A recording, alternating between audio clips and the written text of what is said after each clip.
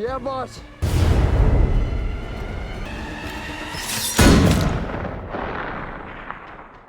Maligayang panunood po, ka-recap! Ang ating tatalakayin ngayon ay tungkol sa isang true story war action movie na may pamagat na The Siege of Jadotville. Kaya sit back, relax, at simulan na natin!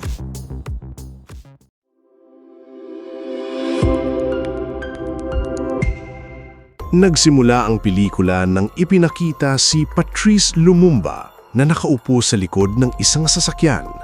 Dahan-dahan niyang isinuot ang kanyang salamin at napabuntong hininga ng malalim. Bigla na lang sumabog ang sasakyan sa unahan niya.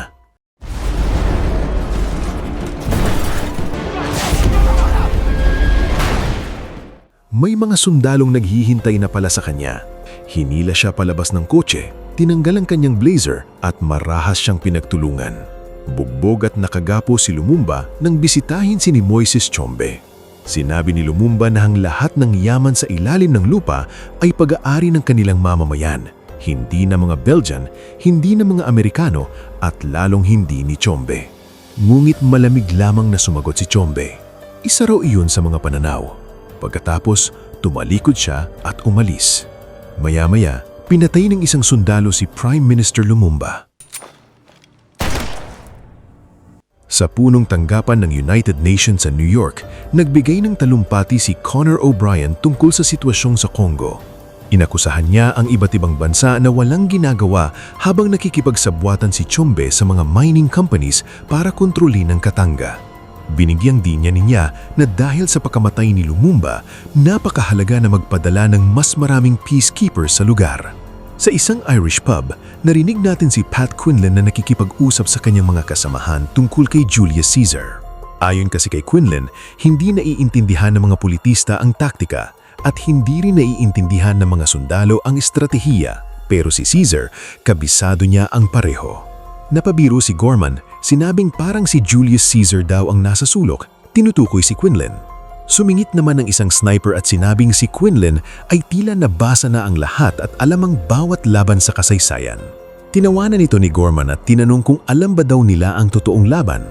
Dito na nagsalita si Prendergast. Sinabi niyang wala sa kanila ang tunay na nakakaalam at sa kanya ipinakilala si Quinlan bilang kanilang commanding officer.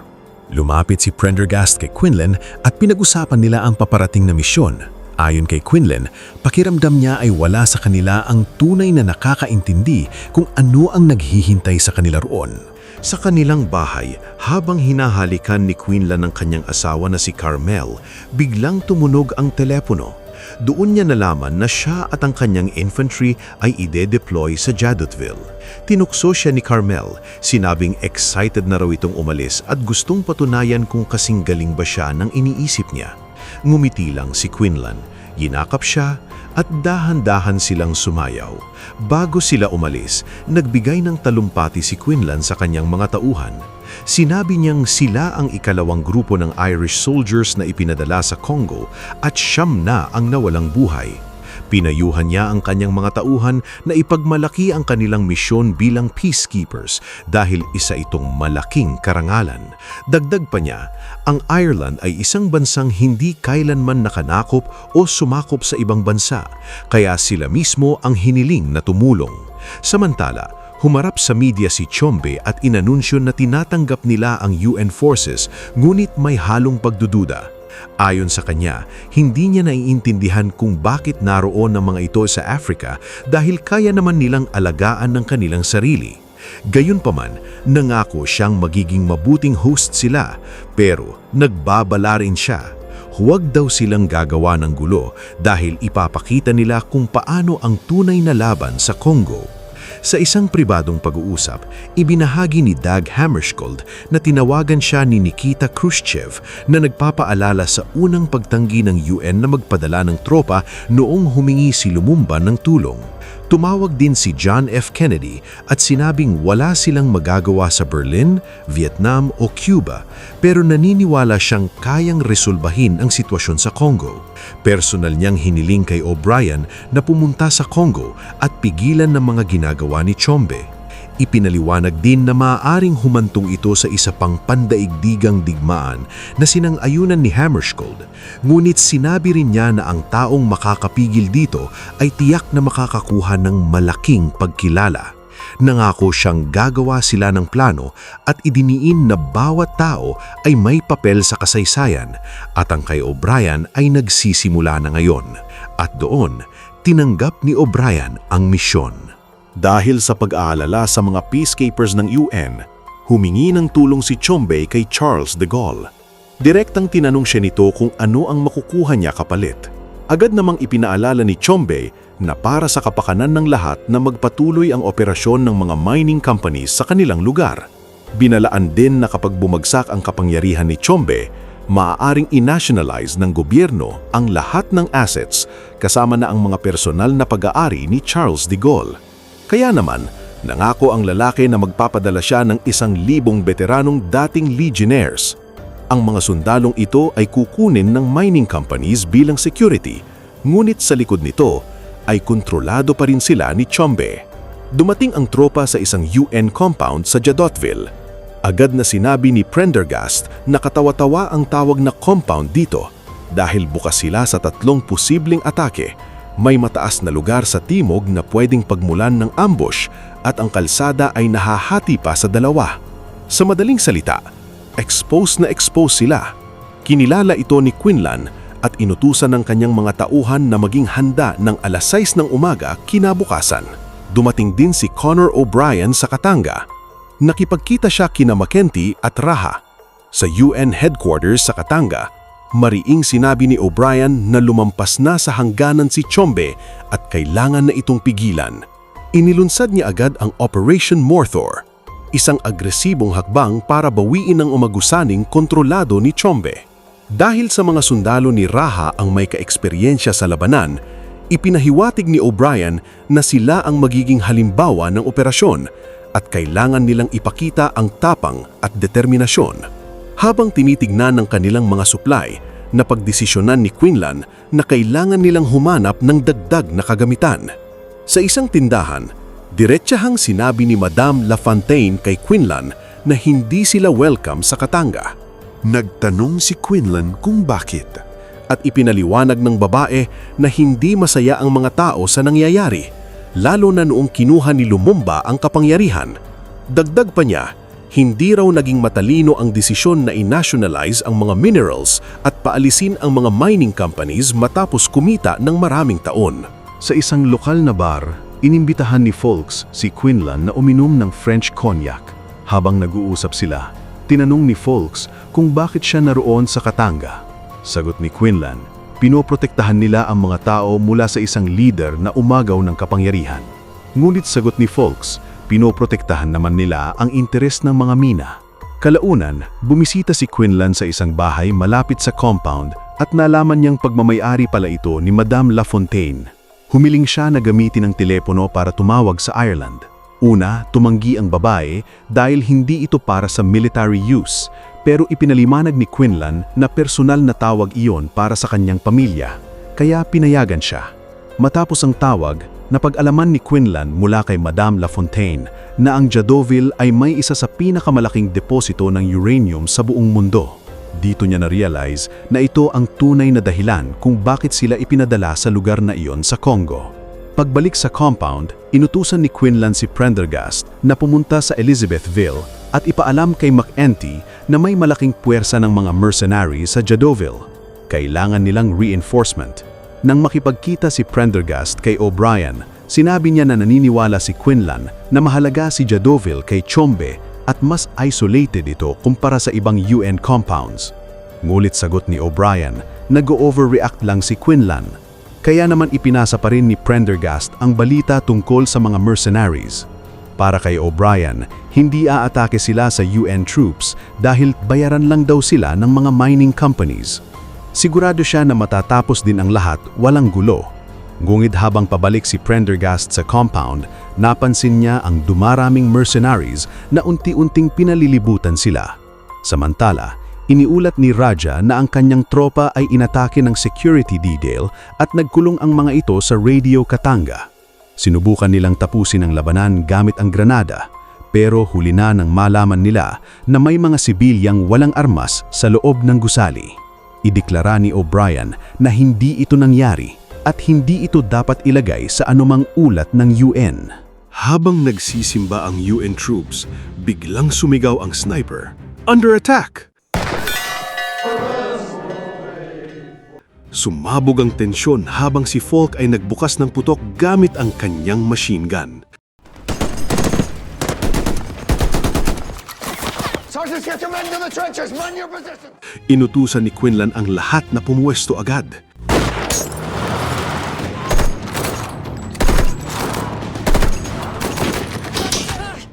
Kinuwestiyon ni Cooley si Quinlan, sinasabing wala itong alam at ilalagay sila sa kapahamakan, lalo na't pinapunta niya sina Prendergast sa southern position kung saan walang nakikitang kalaban. Para sagutin ang atake ng mga mercenaries, sumakay si Prendergast sa isang truck at ginamit ang machine gun nito. Marami siyang natamaan at napabagsak na kalaban. Bring it forward! Go!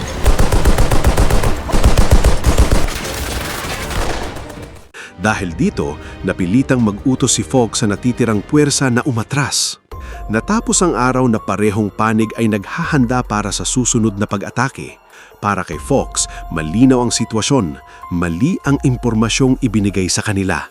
Akala nila hindi handa sa labanan ang UN troops, kaya naniniwala siya na madali lang silang durugin dahil hindi pa raw nakakaranas ng totoong digmaan ang mga ito.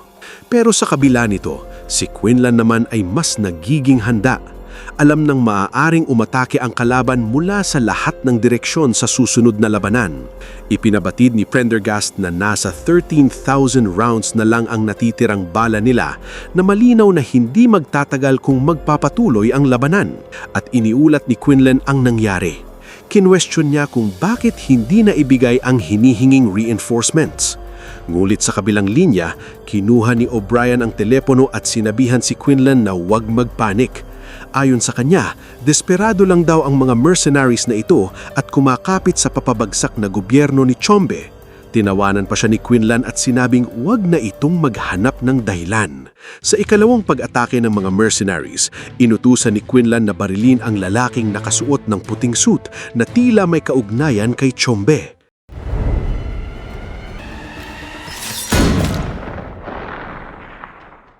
Tinanong ng sniper kung mahalaga ba ang target at sagot ni Quinlan, malalaman din nila yon sa lalong madaling panahon. Nang makita ni Fox na patay na ang lalaki, agad siyang nag-utos ng panibagong pag-atras.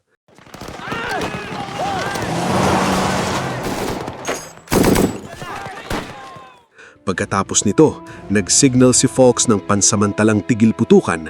Sinabi niya na sila ay lubhang nahihigitan sa bilang.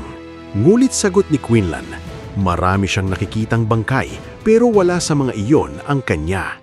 Iginiit ni Falkes na ang tanging paraan para mabuhay ay ipaubaya na sa mga politiko ang sitwasyon. Pinayuhan niya si Quinlan na sumuko na. Mulit tumanggi si Quinlan. Humingi si Falkes ng ceasefire para makuha ang mga sugatan at bangkay at pumayag si Quinlan. Pero misa pala itong patibong. Napansin ni Hegarty ang isang sundalong handa ng magpaputok ng rocket grenade, kaya agad na muling sumiklab ang labanan.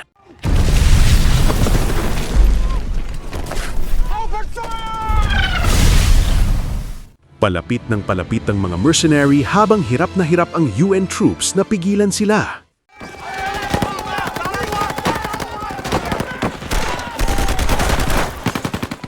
Mabilis siyang gumanti at itinapon ang sariling granada na tumama sa isa sa mga jeep na may dalang mortar ng kalaban na nagdulot ng pagsabog sa iba pa.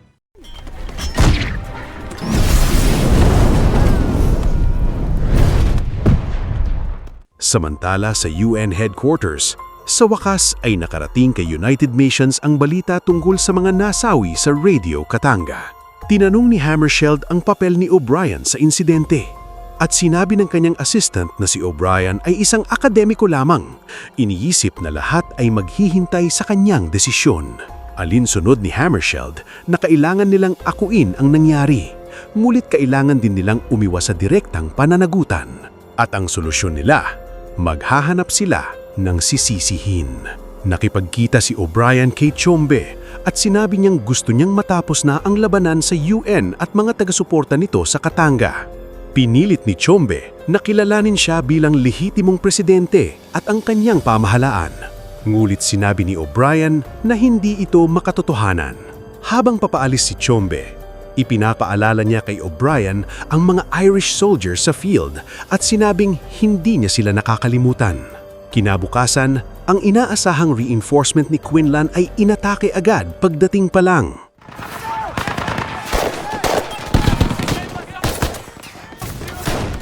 Nalaman niyang 30 sundalo lang ang ipinadala. Malayo sa ipinangakong batalyon. Ipinabatid ni McEntee na kailangan nilang umatras dahil sa matinding pag-atake ng mercenary at hindi na sila makausad. Kinwestiyon ni Quinlan kung paano sila lalaban kung paubos na ang bala at wala ng supply.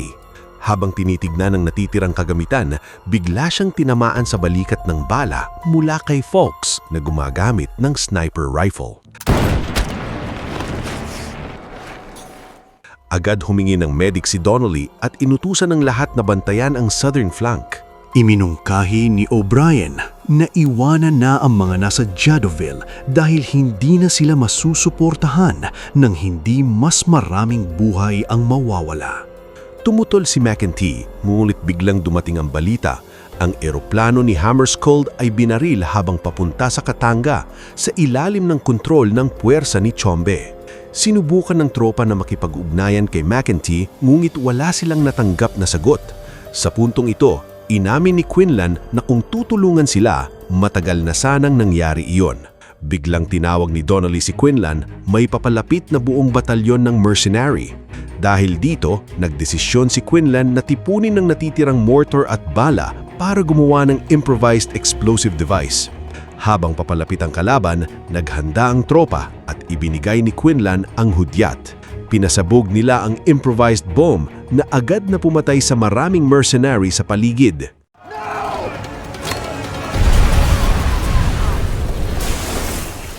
Kinukuha ng mga sundalo ang mga armas mula sa mga bangkay ng mercenary habang may panibagong grupo na papalapit.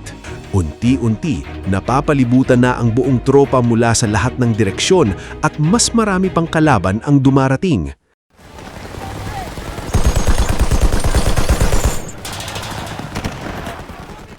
Sumigaw si Prendergast na kailangan na nilang umatras habang bumabalik na naman ang jets sa himpapawid.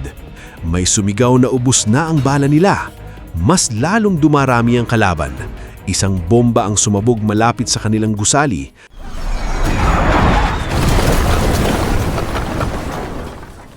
Sa di kalayuan lumalapit si Fawkes at hinahamon si Quinlan na tapusin na ang lahat. Nagkamay ang dalawa, isang tahimik na pagkilala sa isa't isa bilang magkapantay sa digmaan. Pagkatapos nito, bumalik si Quinlan sa kanyang mga tauhan. Tinanong niya kung gusto pa ba nilang sumuko, pero lahat sila ay tumanggi. Ngunit sa kabila nito, nagdesisyon si Quinlan, tapos na ang laban. Ang buong tropa ay dinakip at dinala sa kulungan kung saan sila ay hinatulan ng kamatayan. Mulit makalipas ang isang buwan, bigla silang pinalaya at pinauwi. Pagbalik nila sa kanilang bansa, sinalubong si Quinlan ni McEntee. Ipinabatid ni Quinlan na isusubmiti niya ang kanyang mga tauhan para mabigyan ng medalya bilang pagkilala sa kanilang katatagan sa Jadoville. Ngunit binalaan siya ni McEntee. Ayon sa kanya, nais ng mga nakatataas na ibaon sa limot ang katotohanan tungkol sa siege, lalo na matapos maging komplikado ang lahat dahil sa naging desisyon ni Quinlan. Tinanong ni Quinlan kung paano niya ito nagawa at ipinaliwanag ni McEntee na sa pamamagitan ng pagsusuko, napahiya ang buong United Nations. Kung kikilalanin mo nga bayani ang tropa, masisira ang imahe ng institusyon. Hinamon ni Quinlan si McEntee na kasuhan siya ng court-martial, ngunit binalaan siya na hindi lang siya ang maapektuhan, kundi pati ang kanyang mga sundalo. Dahil sa galit, sinuntok ni Quinlan si McEntee habang pinapanood ito ni na O'Brien at ng iba pa. Habang lumalayo si McEntee, iginiit ni O'Brien na tama lang nilang ginawa ang pag-aabandona sa tropa dahil kung hindi, maaring mauwi ito sa pandaigdigang digmaan. Sa huli, buong respeto na sinaludo ng mga sundalo si Quinlan bilang pasasalamat sa paninindigan niya para sa kanila. Nagtapos ang pelikula sa mahigpit na yakap ni na Quinlan at Carmel, isang tahimik mulit emosyonal na pagtatapos ng kanilang pinagsamahan sa gitna ng digmaan. Kung nagustuhan nyo ka-recap ang movie recap natin ngayon, ay inaanyayahan kita na mag-subscribe at pakipindot na din ng notification bell para palagi kang updated sa mga susunod naming videos. Maraming salamat sa panonood! Hanggang sa muli!